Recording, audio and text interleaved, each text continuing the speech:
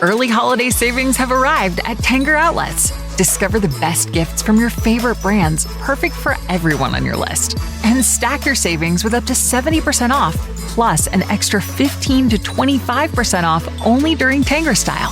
Save at Polo Ralph Lauren, Old Navy Outlet, Under Armour, Skechers, J. Crew Factory, and more. Hurry in. These early holiday deals last through November 24th. Tanger Outlets. More savings, more cheer. My name is Cameron Jones. I'm a martial artist. My dream is to compete in the Olympics. My uncle needed a kidney transplant. So for him to have that second chance at life, it means a lot. I hope my organs will achieve greatness. I want them to have such an optimistic and positive outlook on life. That's just something that I want my organs to be able to do. When you become an organ and tissue donor, your story continues. LifeLink. Register today at mystorycontinues.com.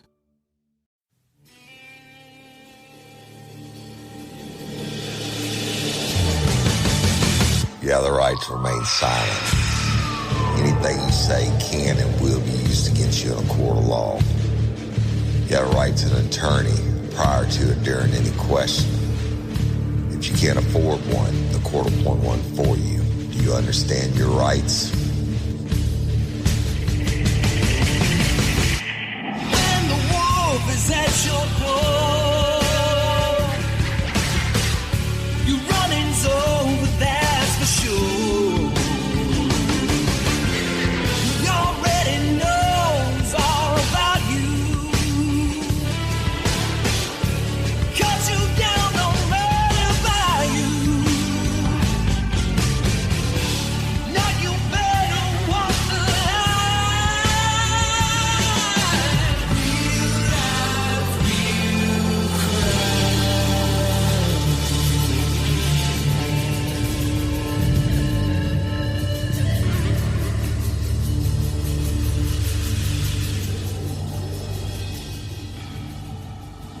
real Warning, this episode of Real Life, Real Crime, the podcast, may contain descriptions of acts of violence or that of a sexual nature and should be for people that are 18 years or older.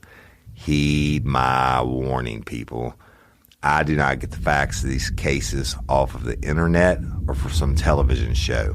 The facts I'm retelling you were presented to me by the victims of the crimes or the perpetrators who committed the crimes against the victims. My descriptions of the crime scenes, what I saw with my own two eyes. If you're going to get offended, please turn this podcast off now. Thank you.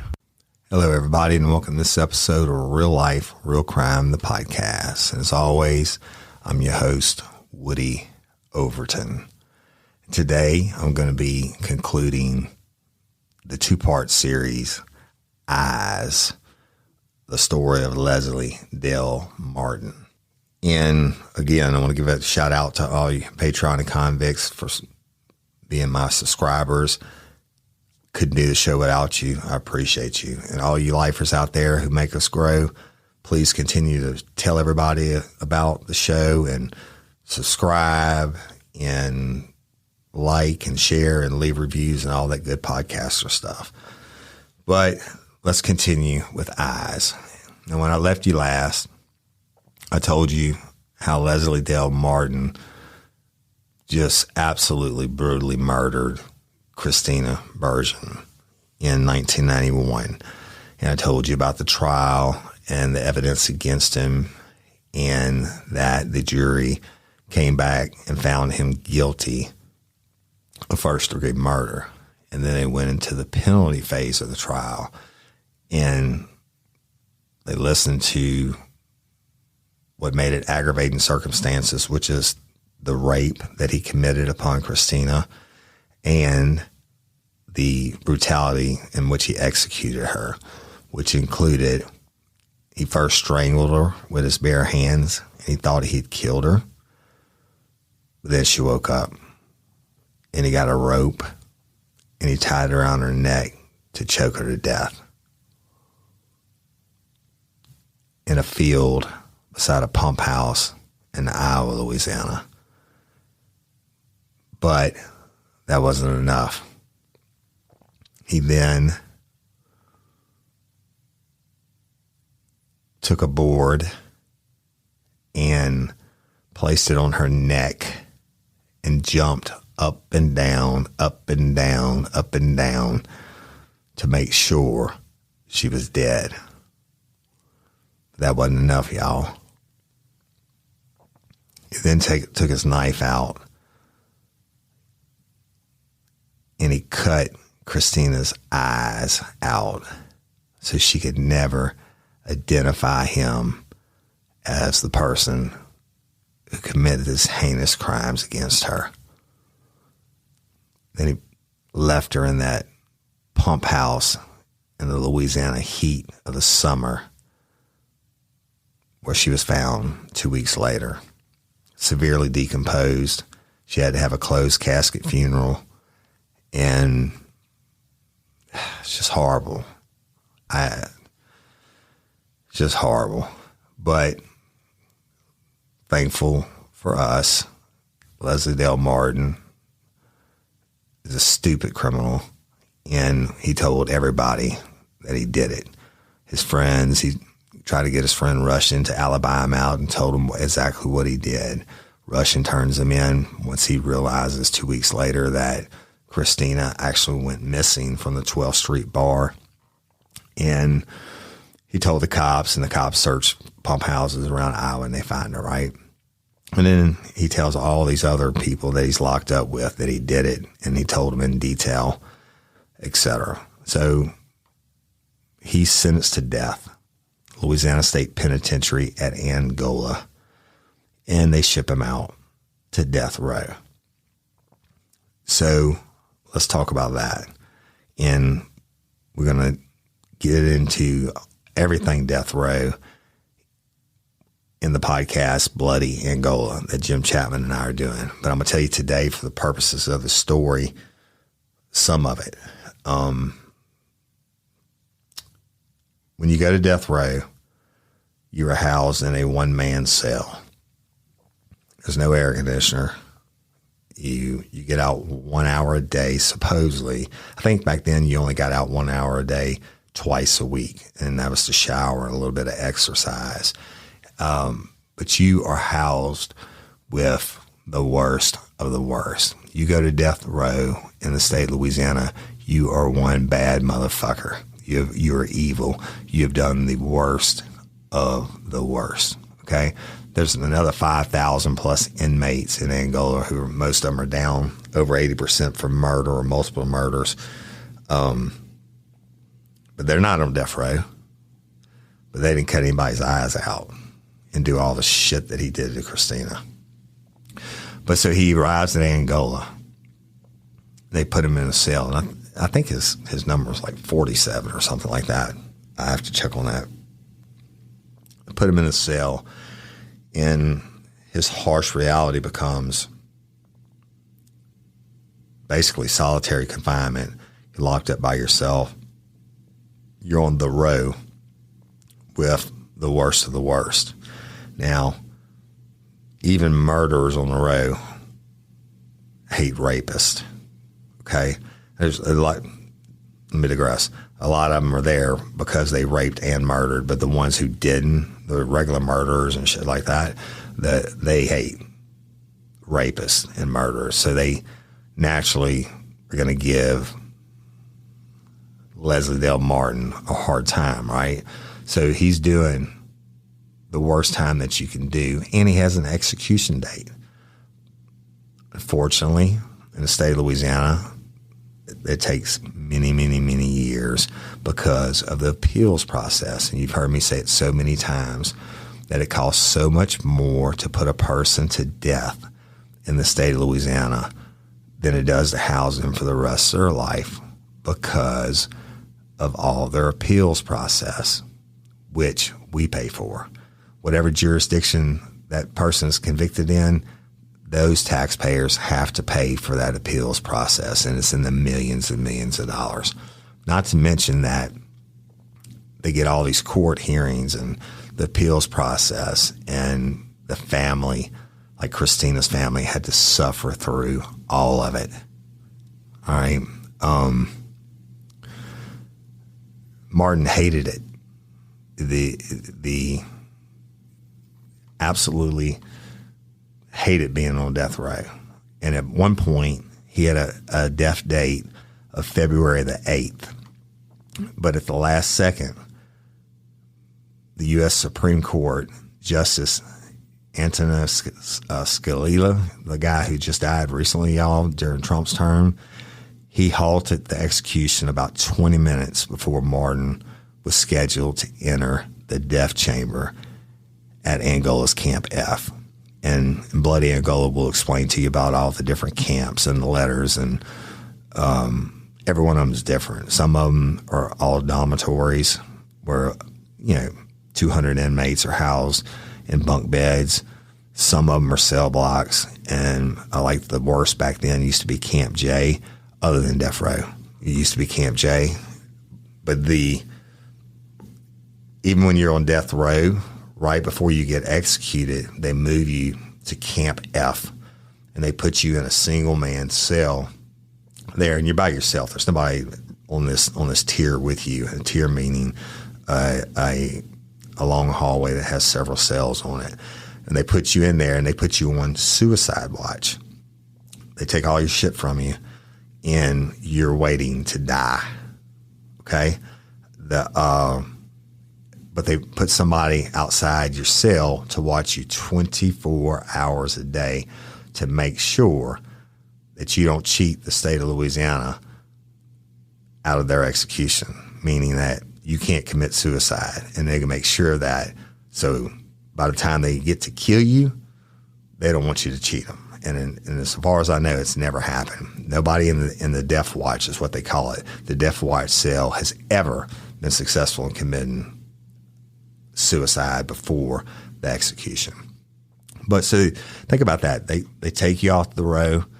You're going to the death house. You got your date. This is after all this appeals. Y'all, he's been down a long, long time. And they put you in that cell, and at the last second, they come in and they prepare you. They dress you in your shit, whatever you're going to be executed in, and they give you, a last meal and prayer if you need it or whatever. You get to visit with your family members and what have you. Well, that's a hell of a lot more than Christina got. But he's getting ready to be executed, and 20 minutes before the execution, the United States Supreme Court said, no, don't kill him. And they decided in March, they gave him a temporary stay, okay, in February while they discussed it. They would have got the briefs in the Supreme Court, and they're like, oh, shit, we're going to err on the side of caution. We're going to delay this execution, which happens all the time, y'all. At the last second, we're going to delay it while we review this case and decide whether or not we're going to look at it.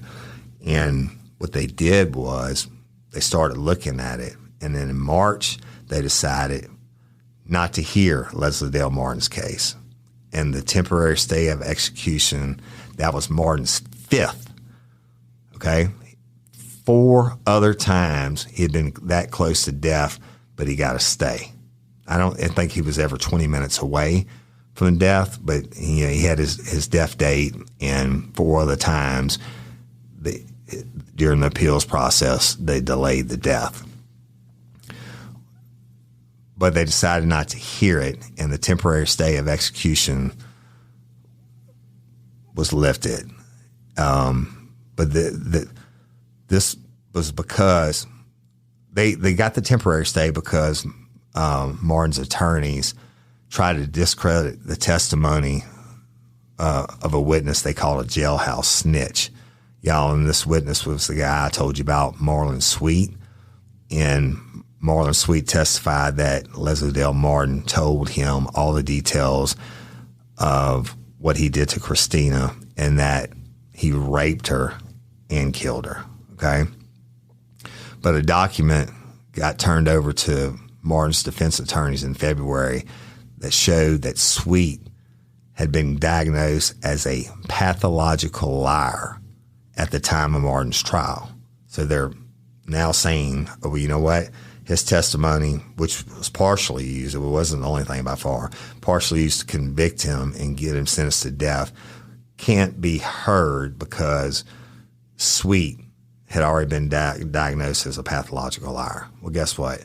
Sweet may be a pathological liar, may have been a pathological liar, but didn't mean he was lying about this. And he knew the details and no one else can know.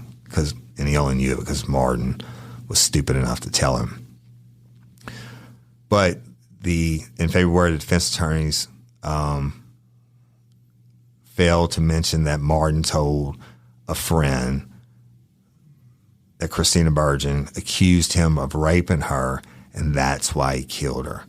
Now, Louisiana law allows the death penalty only when there are certain aggravating circumstances in a murder. And in Leslie Dale Martin's case, the aggravating circumstances were that Christina's murder occurred during the process of this rape or because of this rape.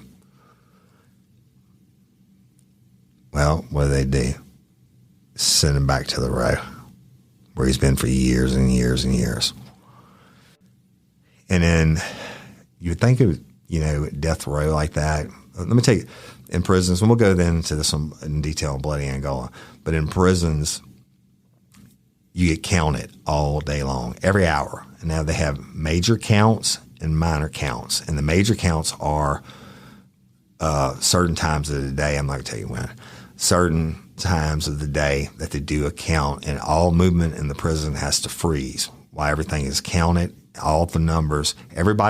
Every correctional officer counts their inmates. They have to call it in to the radio room or the control center, and the control center is the only one who actually knows how many prisoners are actually there. But they add up all the numbers, and the count has to clear. All the numbers that are called into them, meaning correctional officers actually physically counted that these inmates are still inside the wire at Angola, are there, and they add up the numbers, and they call it clearing the count. Okay, and the count clears, then everybody gets to go back to work and shit like that.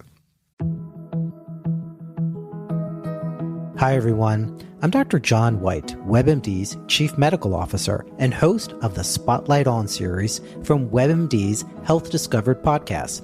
For this special 2-part episode, you'll hear up close and personal journeys about being diagnosed with a rare type of cancer, multiple myeloma.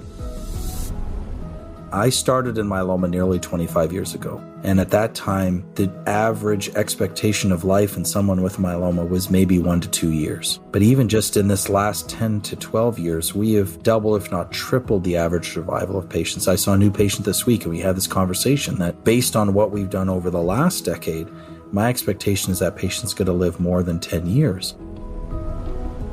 Listen to Health Discovered on the iHeartRadio app or wherever you get your podcasts. Hey, y'all, let me tell you about Gobble. All Gobble meal kits are pre-prepped. That means less work for you and less waste in your kitchen.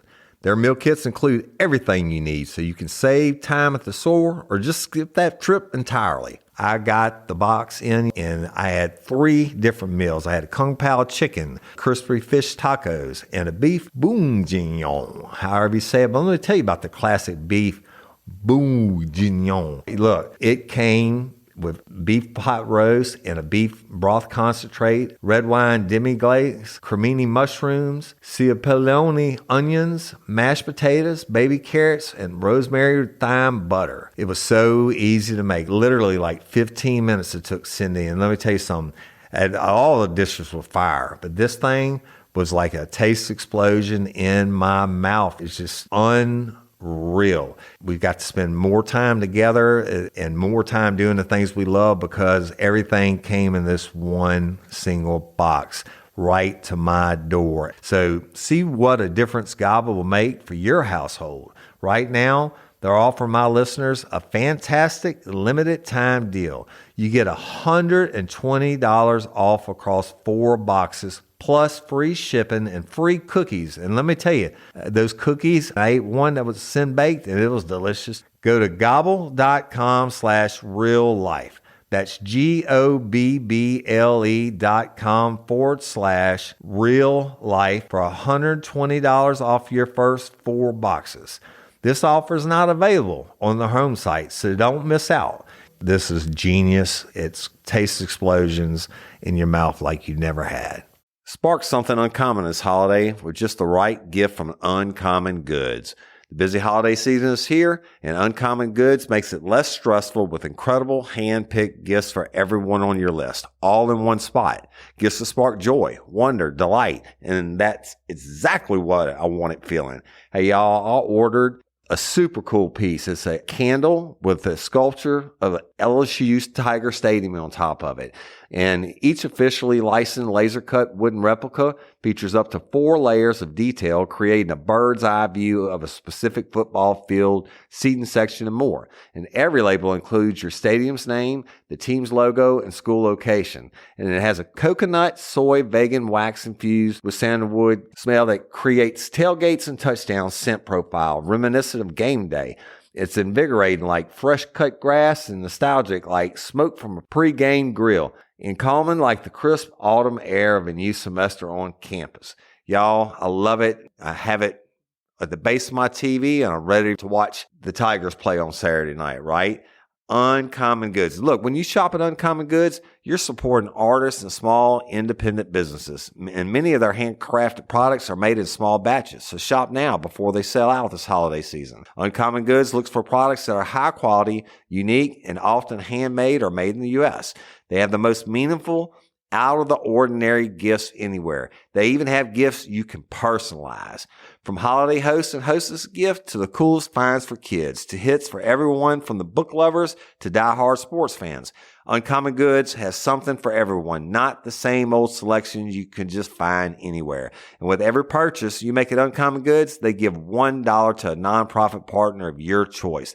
They've donated more than $3 million to date. So to get 15% off your next gift, go to uncommongoods.com/RLRC. That's uncommongoods.com/RLRC for 15% off. Don't miss out on this limited time offer. Uncommon Goods, we're all out of the ordinary. Mary redeemed a $50,000 cash prize playing Chumba Casino this year. I was only playing for fun, so winning this was a dream come true. Chumba Casino is America's #1 social casino experience. It's serious fun. With over 80 casino-style games to choose from, you too could win life-changing amounts of cash. Be like Mary. Log on to ChumbaCasino.com and give them a whirl. That's ChumbaCasino.com. No purchase necessary. Void or prohibited by law. 18 plus. Terms and conditions apply. See website for details. The voice in the preceding commercial was not the actual voice of a winner. But death row, fuck, they ain't going anywhere. And, you know, I'll tell you this. When I had 4 cell blocks that I ran, and 2 of them were administrative segregation, and 2 of them were working cell blocks, which are extended lockdown tiers. And I had to count them, especially during the major counts. Now, guess what? These people are well, the working cell block had 2 to a cell, but the ones on admin segregation, there was 1 man to a cell. And they're not fucking going anywhere. Can I tell you that, and you're supposed to make a round every 15 minutes per cell and actually put eyeballs on your inmate, and you go back out and you write it in a notebook. I can promise you that I didn't always make my rounds every 15 fucking minutes. It just didn't happen. And sometimes I would put in a logbook that I made a round if I didn't make the round. And for whatever reason, maybe I was in the bathroom. I don't know. But that's a common practice. But on death row, fuck, where are they going? They locked in their cell, right? And now these cells, y'all, these tiers, when I say tier, that's not, you don't have cells on one side and cells on the other where they can look at each other all day long and talk back and forth. The cells are all on one side of the tier. Okay.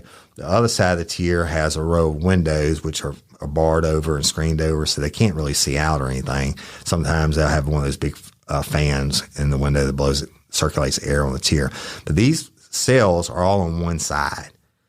And so if they're going to do any kind of communication between each other, they do what they call kiting. That's when they pass notes. They'll get a string and they throw it down the tiers, fishing or kiting. They throw it down the tier. The next inmate will grab it with whatever through the screen, and they'll pass it to whoever it goes to. The other way they communicate is through the ventilation system, not air conditioner people. The ventilation system behind their toilets, they can get in, and sometimes they communicate through the toilets.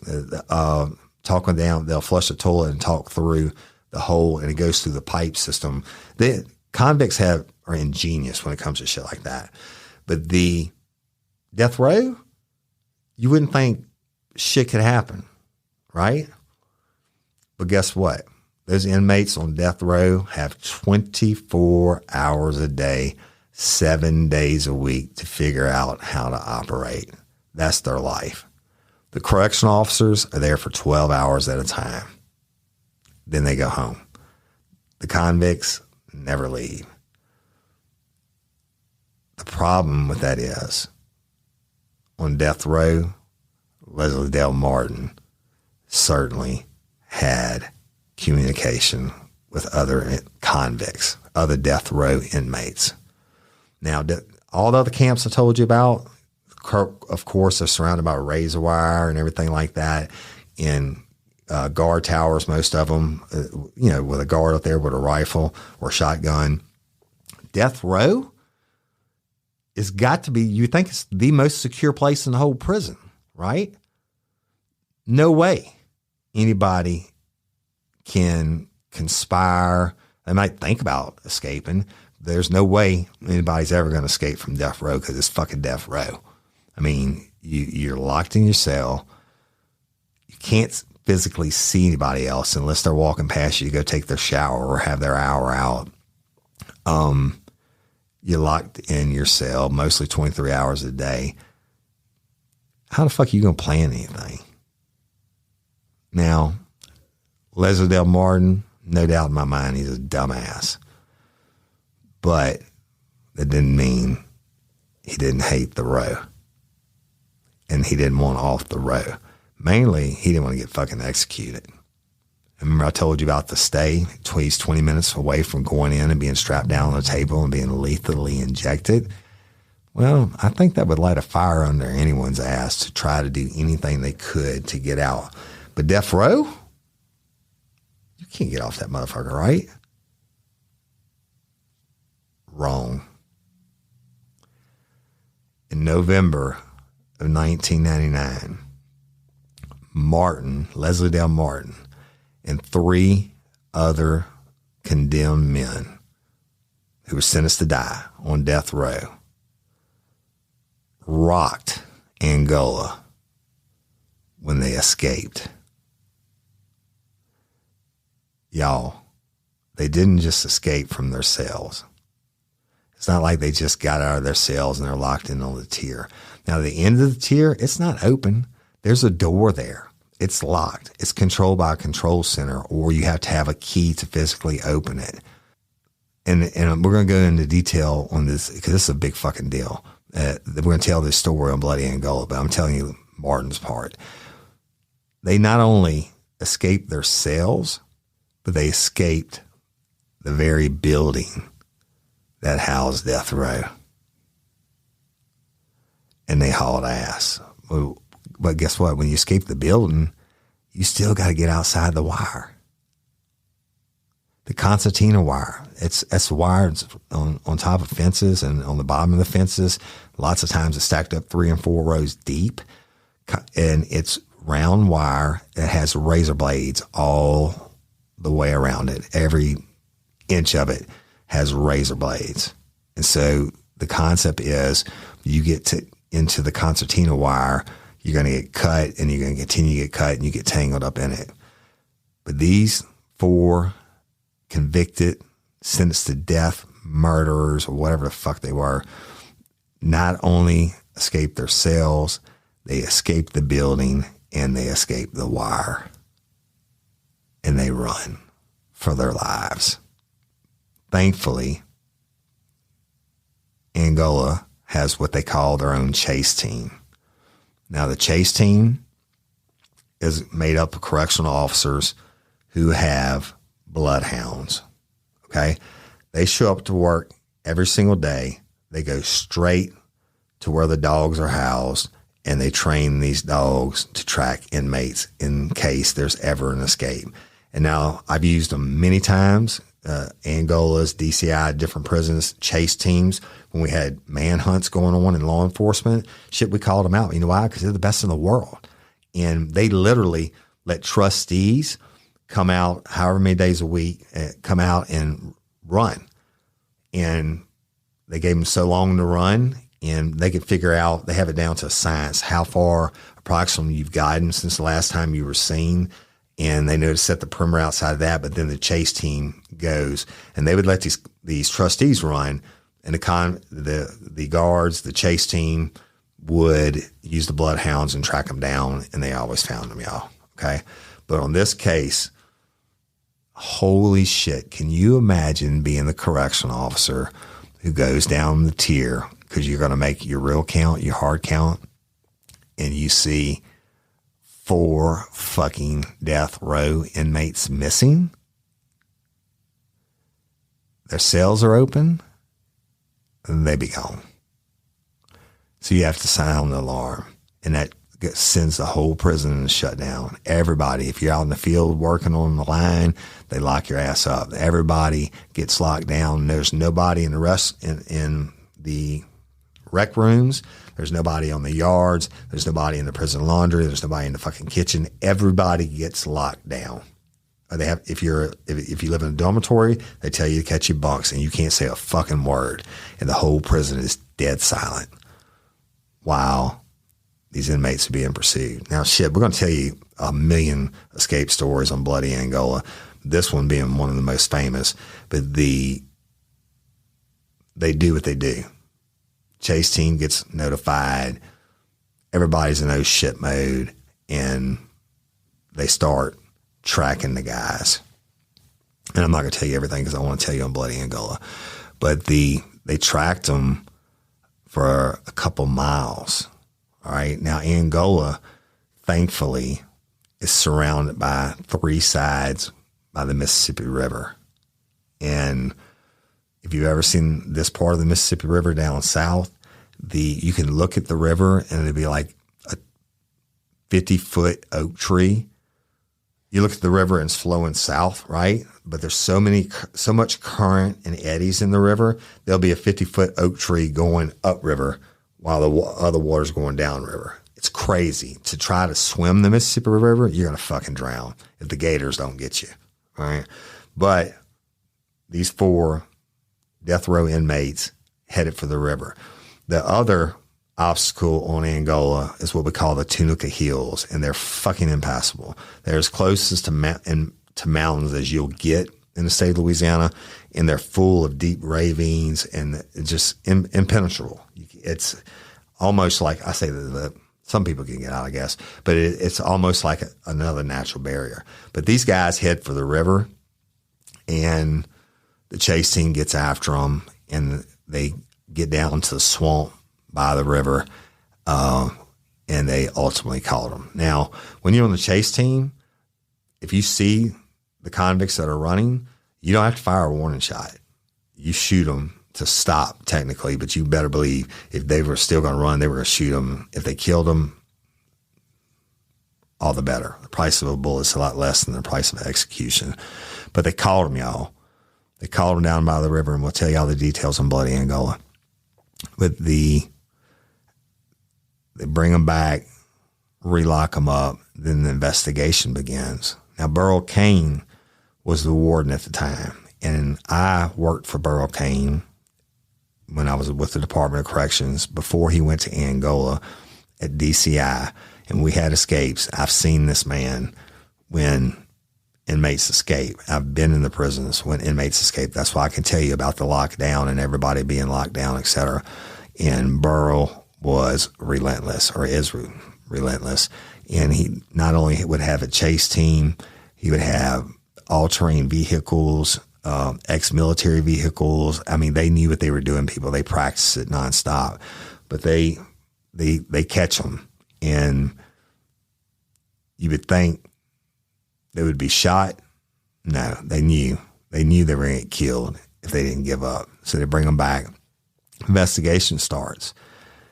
And it turns out, unfortunately, as in so many cases, all the contraband, all the drugs, now cell phones. They didn't have them back in 91 and 93 when I was there.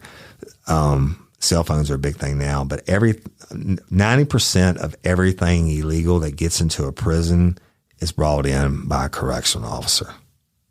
Okay. One of these 4 men on death row bribed a correctional officer. Now, I'm sure that's a process that took a long time. They had to befriend them and then get their trust and everything else. And, however they did it, we'll go into that on Bloody Angle. But they paid a guard to smuggle in hacksaw blades.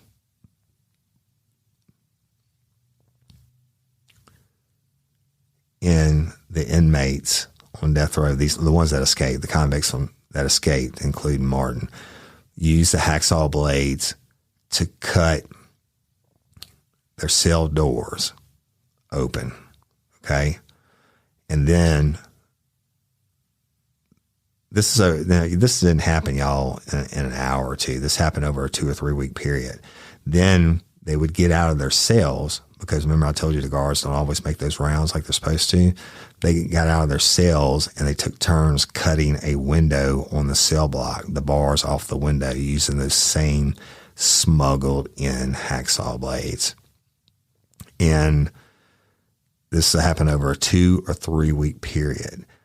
Now, other correctional officers who never noticed, and you walking up and down this tier 15 times a shift or whatever, and you don't just go on counts. You have to go down with a nurse for medical call, and you got to go feed them and all this bullshit. You are always supposed to pull on the doors when you go by, but you get institutionalized and you don't do it. Had they pulled on any one of these 4 doors in this 2 to 3 week period, they would have seen that the door didn't lock. All right. They also damn well should have been looking at the windows, but in their mind, couldn't happen, right? But it did. So it was a combination of the one shitbag, punk ass correctional officer who was paid to bring in the hacksaw blades and knew it was going to happen the whole time. Now, what are you fucking thinking, right? You don't think these assholes are going to kill somebody? They're all down for murder or multiple murders, but you don't care because you got you a little bit of money. And how much money could they have? Anyway, then the other guards who happened to be assigned to that cell block, they're fucked also. Shit rolls downhill, right? And they all got in trouble, but nobody ever got prosecuted. But that's not it. You think it's over with. Hi, everyone. I'm Dr. John White, WebMD's Chief Medical Officer and host of the Spotlight On series from WebMD's Health Discovered podcast. For this special 2-part episode, you'll hear up close and personal journeys about being diagnosed with a rare type of cancer, multiple myeloma. He looked at me. I have been his patient for more than 20 years. And he said, "This is really strange. You're an African American, age 57. I've never seen this before." This back pain that you're continually having with no signs of osteoporosis. No signs, exactly. And I didn't have any signs of osteoporosis in my family history. Listen to Health Discovered on the iHeartRadio app or wherever you get your podcasts.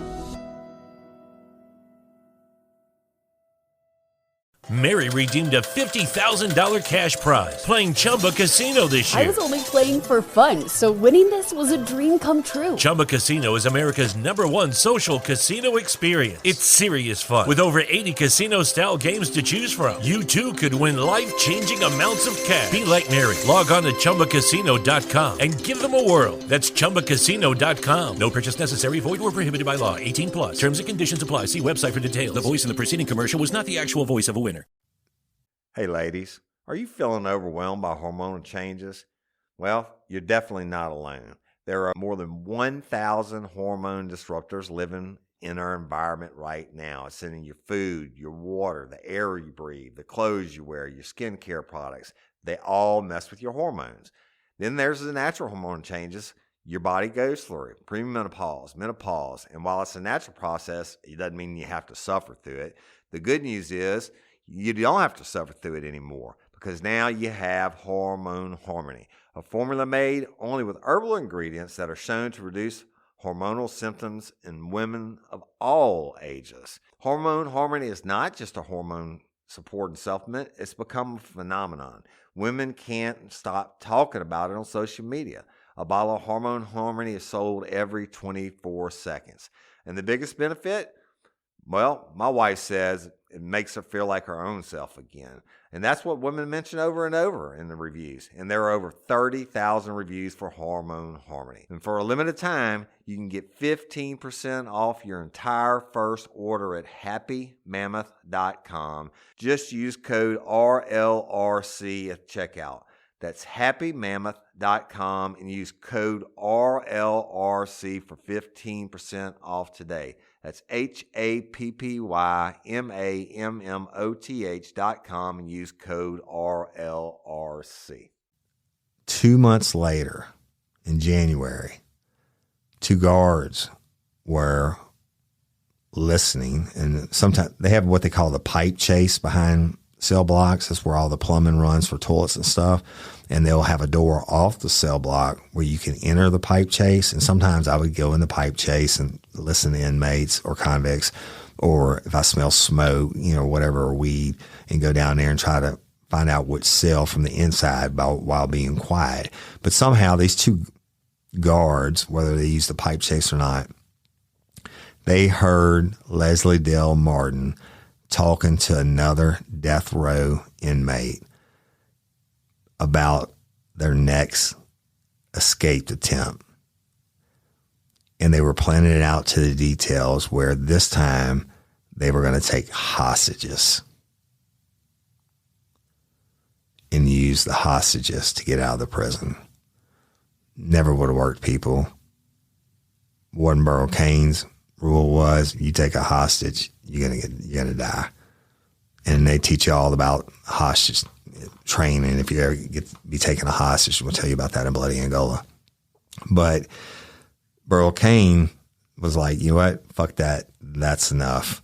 He immediately had Leslie Dale Martin transferred to the death chamber holding cell at Camp F, which is several miles, y'all, from the death row building. And let me tell you this: the death row building is close. I always thought this was crazy. The death row building is the very first building closest to the prison gates. I never really understood that, but it is what it is.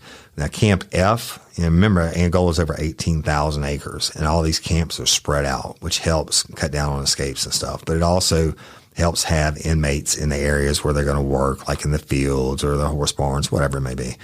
But he transfers them to Camp F, puts them in a single man cell, and puts eyeballs on him 24/7 until his execution date. Now I'm going to read you an article from the Lake Charles Press, okay? It says, convicted killer executed for the 1991 murder by Vincent Lupo and Sonny Marks. This was published on May the 11th of 2002. It says, Angola, Leslie Dale Martin was executed here Friday, nearly 10 years after he was convicted of raping and killing a Magnese student he met at a bar. Martin, 35, was declared dead at 8:16 p.m. He was intravenously injected with a combination of 3 drugs designed to put him to sleep, stop his breathing, and then stop his heart. He told Warden Burl Cain, something directed at Martin's attorney, who was Clive Stafford Smith.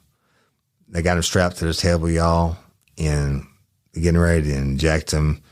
And this is not an article, I'm telling you what happened. They're getting ready to inject him, and Martin turns his head sideways, looks at his attorney, and says, you're fired. But he did it in a kind of light and funny way, Warden Kane said. Kane said Martin was calm and collected, and his demeanor was okay. He said he showed very little reaction. And Kane told him right before they injected him, y'all ad-libbing part of this, but Kane told him what he always tells the condemned. He said, be ready to see Jesus' face.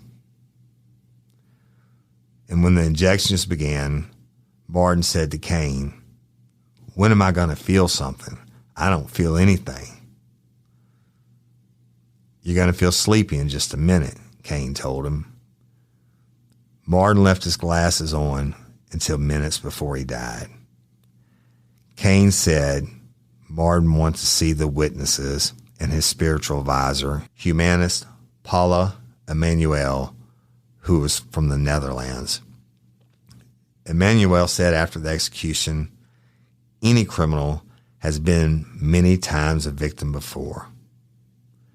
The parents of the murder victim, Christina Bergen, witnessed the execution. Both smiled at the news conference afterwards. I'm just happy, her mother, Diane Gudo of Lake Charles, said. My smile says it all, said Bergen's father, Charles Bergen of Lake Charles. My smile is all I've got to say.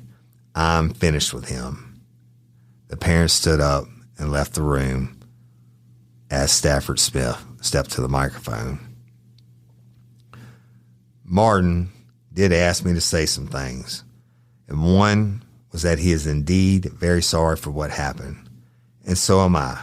Very sorry for what everyone has gone through, he said, but I don't want people to be left with the impression that this is somehow someone who is cold and calculating.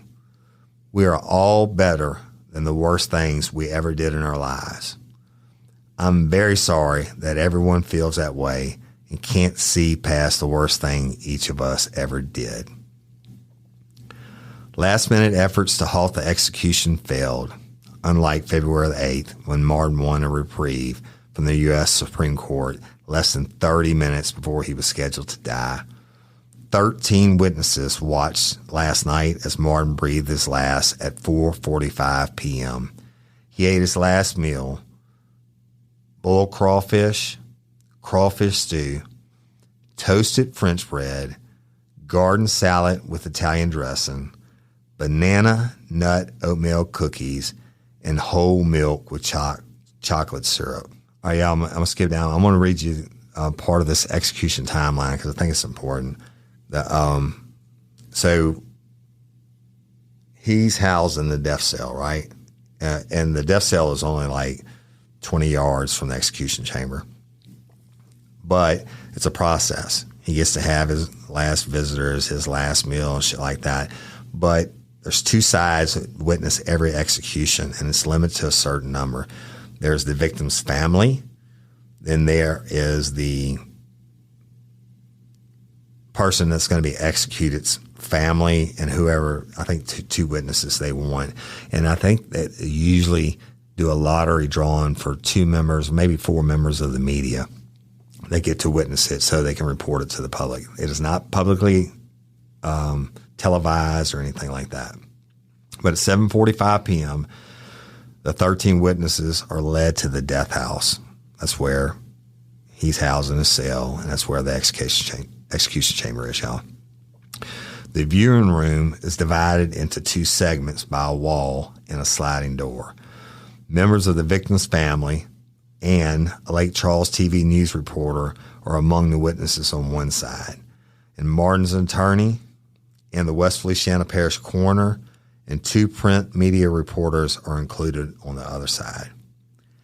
At 7:50 p.m., Richard Stalder, the Secretary of the Department of Public Safety and Corrections, hands documents to Martin's attorney, Clive Stafford Smith. The paperwork indicates the U.S. Supreme Court's refusal to halt the execution. 7:52 p.m., similar paperwork is handed to a representative of Governor Mike Foster. The representative is also a witness to the execution. 7:58 p.m., Martin is led into the death chamber. His spiritual advisor joins Stafford Smith in the witness room as 10 straps are used to tether Martin to the gurney. Laughter and loud talking can be heard from the family side. And they mean Christina's family side. The mood and on the other side is somber and subdued. That is Martin's side. Stafford Smith and spiritual advisor Paula Emanuel embrace each other, hold hands, and at times wipe tears away. Martin is seen mouthing inaudible words to Emmanuel through the glass.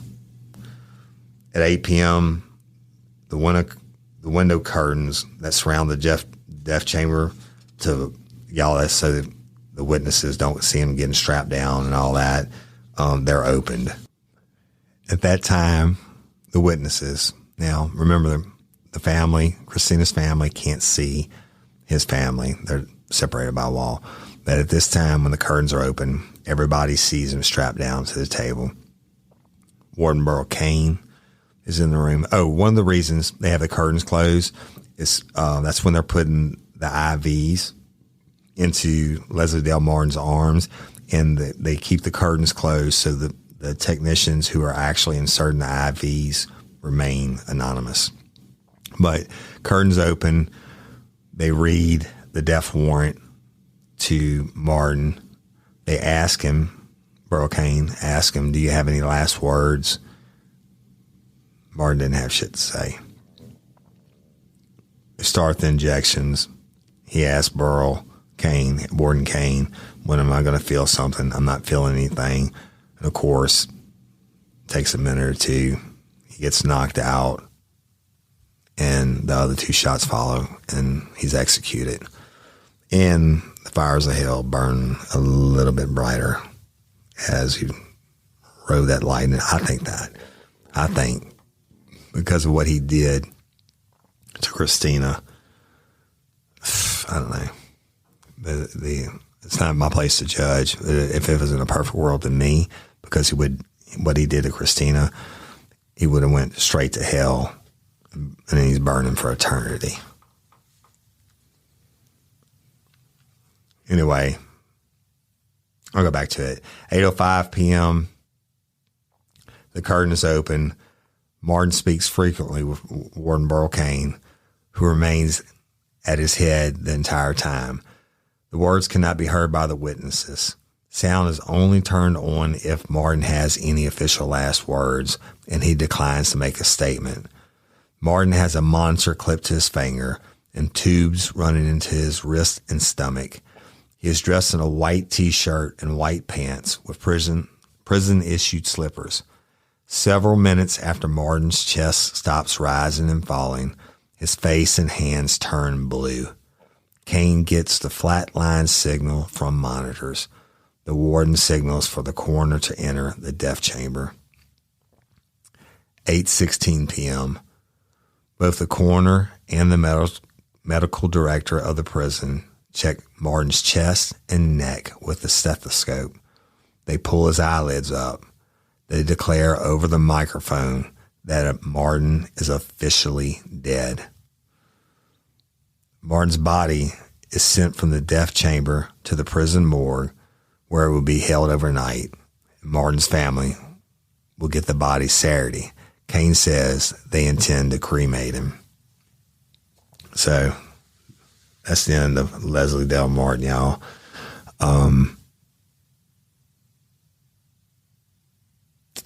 Heart goes out, man, to Christina's family. I just can't imagine. And I don't know if they're still alive or not still alive or whatever. That's been another 23 years ago, but or any of her surviving family members, my heart goes out to you. Leslie Dale Martin, I'm thankful he was executed.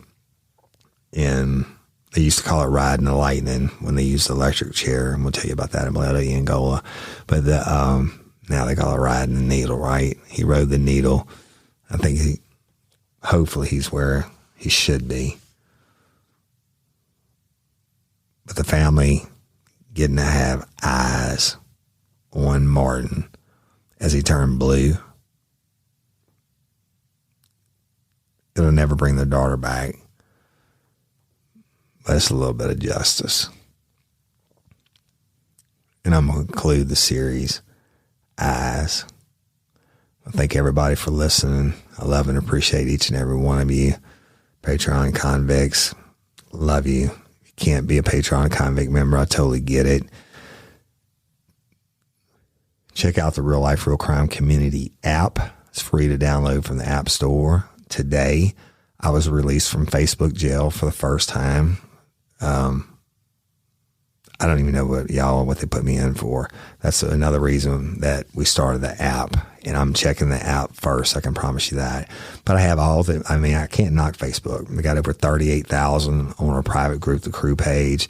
I've got like 5 other Facebook pages or more now with Scorched Justice and Bloody Angola and all that. But check out all those things. Follow me on Instagram at Real Life, Real Crime, at Overton Woody, at Scorched Justice, at Bloody Angola. Follow me, and wherever you listen to a podcast, if you would, leave me a review and subscribe and all that good podcaster stuff. And Louisiana Organ Procurement Agency. Those are my people. They are nonprofit, saving lives every day. If you want to be an organ donor and you haven't signed up, and you're a lifer from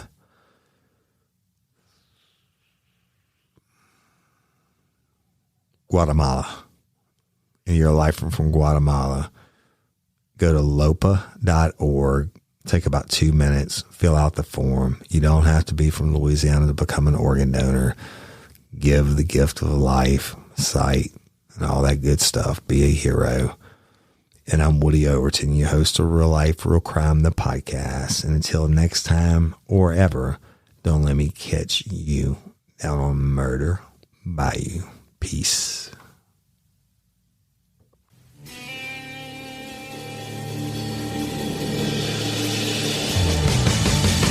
You have the right to remain silent. Anything you say can and will be used against you in a court of law. You have a right to an attorney prior to and during any question. If you can't afford one, the court will appoint one for you. Do you understand your rights? When the wolf is at your door,